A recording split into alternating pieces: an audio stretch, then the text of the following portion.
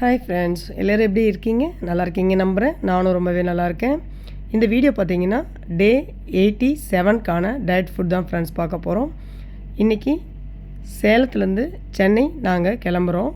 ஒரு 8-8:30க்கு கிளம்பலான்னு ஐடியாவில் இருக்கோம். அதனால் மார்னிங் காஃபி மட்டும் சாப்பிட்டுட்டு டிஃபன் எடுத்துகிட்டு நாங்கள் ரெடி ஆகணும். அதனால் எக்ஸசைஸோ வாக்கிங்கோ எதுவும் பண்ணல ஃப்ரெண்ட்ஸ். காஃபி மட்டும் சாப்பிட்டுட்டு டிஃபன் எடுத்துக்கிட்டு கிளம்பிட்டோம். நாங்கள் மார்னிங் என்ன டிஃபன் பார்த்தீங்கன்னா நாட்டுக்கோழி கிரேவி பண்ணிவிட்டு இட்லி ரெடி பண்ணி எடுத்துகிட்டு அக்கா தான் ரெடி பண்ணி கொடுத்தாங்க. நாங்கள் ரெடி பண்ணிவிட்டு கிளம்பணுன்னா மதியம் ஆகிடும். அக்கா ரெடி பண்ணி கொடுத்தாங்க. நாங்கள் ரெடி ஆகிட்டு டிஃபன் எடுத்துகிட்டு வந்துட்டு ஒரு 9:30 மணிக்கு வழியில் கார்லேயே வச்சு சாப்பிட்டோம்.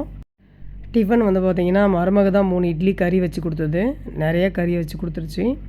அதில் ஒரு 4-5 பீஸ் எடுத்து என் பையன்கிட்ட கொடுத்துட்டு நான் அந்த டிஃபனை சாப்பிட்டு முடித்தேன்.